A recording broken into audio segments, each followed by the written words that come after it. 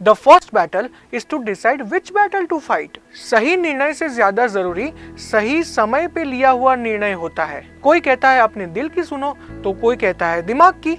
हमने रोज ये बातें सुनी है, लेकिन कभी बैठ के इन बातों पे विचार नहीं किया है। आज आर्टिफिशियल इंटेलिजेंस के ज़माने में हमारे पास इंफॉर्मेशन के कई ज़्यादा सोर्सेस है, लेकिन क्लियरली कैसे सोचना चाहिए वो हम में से अधिकतर लोग बिल्कुल भी नहीं जानते हैं। Water and mind have a similar characteristic, they are seldom still. हमारे मन और पानी में एक बहुत बड़ी समानता है, दोनों में से कोई भी ज़्यादा देर तक स्थिर नहीं रह पाते। Clear thinking is more a science than an art, ऐसा मेरा मानना है। तो चलिए इस वीडियो में हम और आप स्ट्रक्चर्ड और क्लियर थिंकिंग के कुछ रहस्य समझते हैं। पहले ये समझते हैं कि क्लियर थिंकिंग इतना डिफिकल्ट क्यों है। एक एनेक्डोट लेते हैं। महाभारत के युद्ध के बारे में तो आप सबने सुना ही होगा। भारतवर्ष में एक ऐसा भयंकर युद्ध जिसमें भाई एक दूसरे के सामने लड़ रहे थे। महाभारत का युद्ध शुरू होने से पहले पांडवों में श्रेष्ठ ऐसे अर्जुन एक बहुत ही बड़ी दुविधा में फंस गए थे। अगर आप उस सिचुएशन को विजुलाइज करेंगे तो आप ये जरूर मानेंगे कि मैं और आप जो सिचुएशंस रोज फेस करते हैं वो उस सिचुएशन के मुकाबले बहुत ही सूक्ष्म, बहुत ही छोटी होती है। अर्जुन अपने ही कुल के सामने युद्ध करने के लिए खड़े थे और अपने गांडीव से उन्हें अपने ही पितामह और गुरु की हत्या करनी थी। इस विषम परिस्थिति में अर्जुन क्लियरली सोच नहीं पा रहे थे। वो जैसे सही और गलत का भेद भूल गए थे। जब भगवान श्री कृष्ण ने उन्हें युद्ध करने के लिए प्रेरित किया तो उन्होंने भगवान श्री कृष्ण को युद्ध ना करने के 4 कारण बताए। पहला कारण अर्जुन ने कहा, what is the motivation for the war? न कांक्षे विजयम कृष्ण न च राज्यम सुखानि च किम न राज्येन गोविंदम किम भोगैहि जीवितेन वा। हे गोविंद, उस राज्य का क्या फायदा जो अपने ही लोगों की हत्या करके छीना गया हो। दूसरा कारण, how would I be happy after the war? कुलक्षये प्रणश्यन्ति कुल धर्माः सनातनाः धर्मे नष्टे कुलम कृतस्नम अधर्मः अभिभवति उत। हे गोविंद, उस युद्ध को लड़ने से क्या फायदा जिसके खुद के ही कुल का विनाश हो। तीसरा कारण, वुडंट वॉर क्रिएट बिगर प्रॉब्लम्स? अधर्म अभिभवात् कृष्ण प्रदुष्यन्ति कुलस्त्रियः स्त्रीषु दुष्टासु वार्ष्णेय जायते वर्ण संकरः।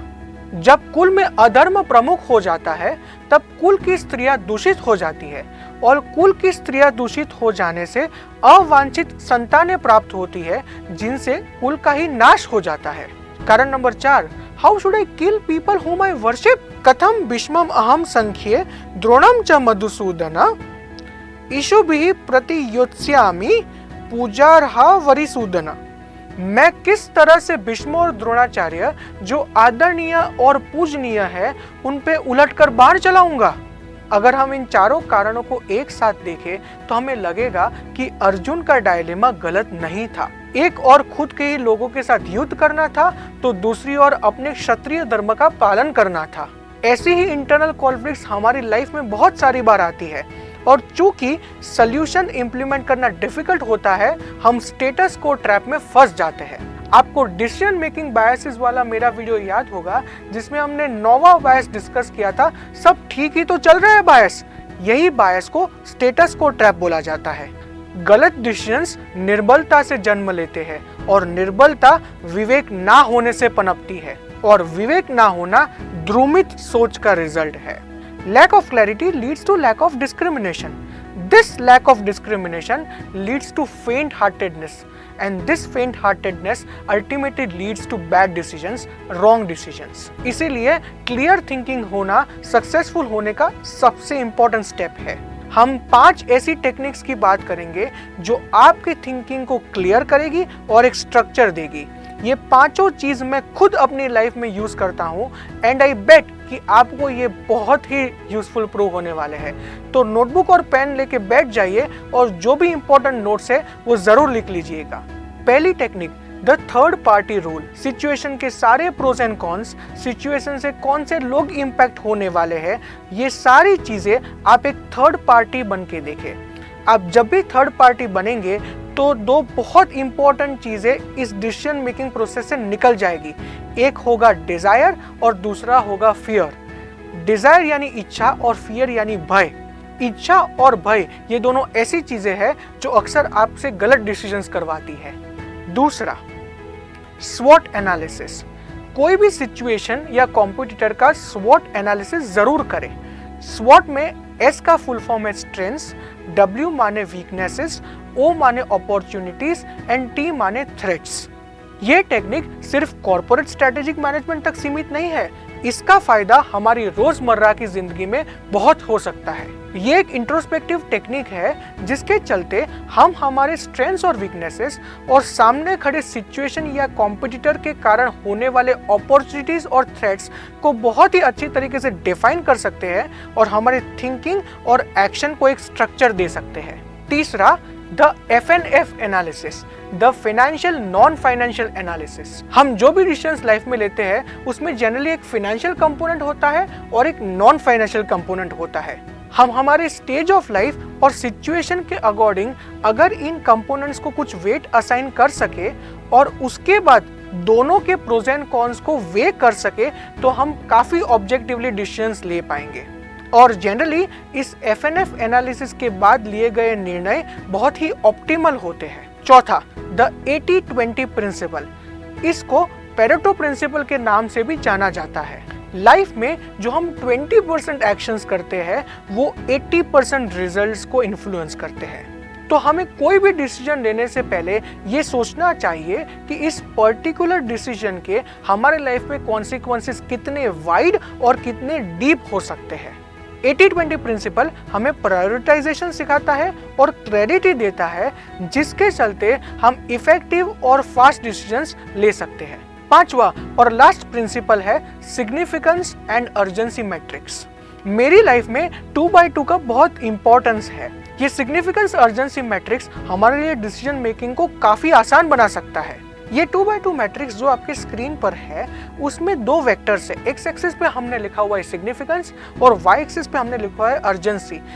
H और L का मतलब हो गया हाई और लो। अगर कोई ऐसा सिचुएशन है जिसकी सिग्निफिकेंस भी लो है, अर्जेंसी भी लो है, तो आपको क्या करना चाहिए?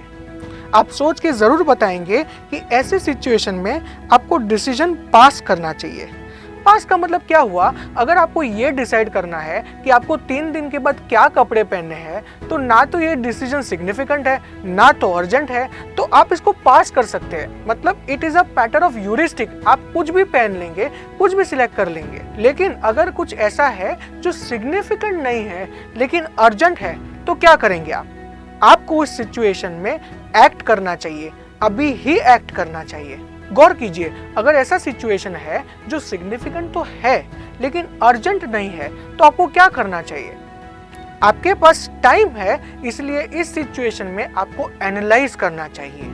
और अगर ऐसा सिचुएशन है जो सिग्निफिकेंट भी बहुत है, अर्जेंट भी बहुत है, आपको अभी ही डिसीजन लेना है, तो डिसीजन लेने से पहले आपको स्लो डाउन करना चाहिए। अपनी थॉट प्रोसेस को थोड़ा स्लो डाउन करके जो 4 फ्रेमवर्क्स हमने इसी वीडियो में डिस्कस किए थे उनको एम्प्लॉय करके आपको डिसीजन लेना चाहिए। जल्दी से नोट कर लीजिए, आपने जो अभी मेरे साथ टाइम इन्वेस्ट किया है वो आपके लिए बहुत ही गोल्डन इन्वेस्टमेंट साबित हो जाए।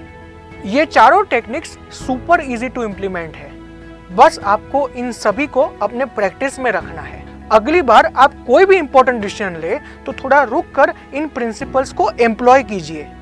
मुझे विश्वास है कि आपको एक नहीं 3 फायदे होंगे।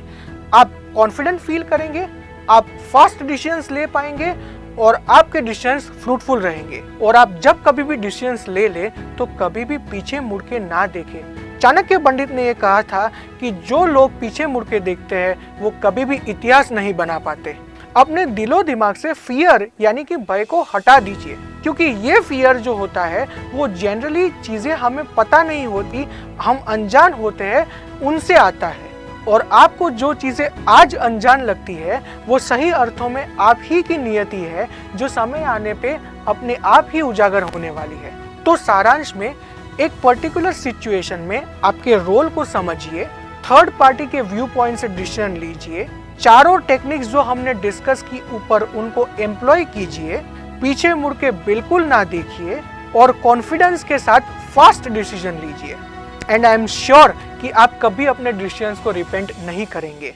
आपको इनमें से कौन सी टेक्निक पसंद आई वो कमेंट में लिखकर मुझे जरूर बताइए। क्लियर थिंकिंग की दुनिया बहुत ही सुहानी है। ये आपकी सारी थकान हटा देगी और आपको बहुत ही कॉन्फिडेंट फील करवाएगी। वीडियो को लाइक करने के लिए, आपके सारे दोस्तों के साथ इस वीडियो को शेयर करने के लिए और हमारी चैनल को सब्सक्राइब करने के लिए खूब खूब धन्यवाद।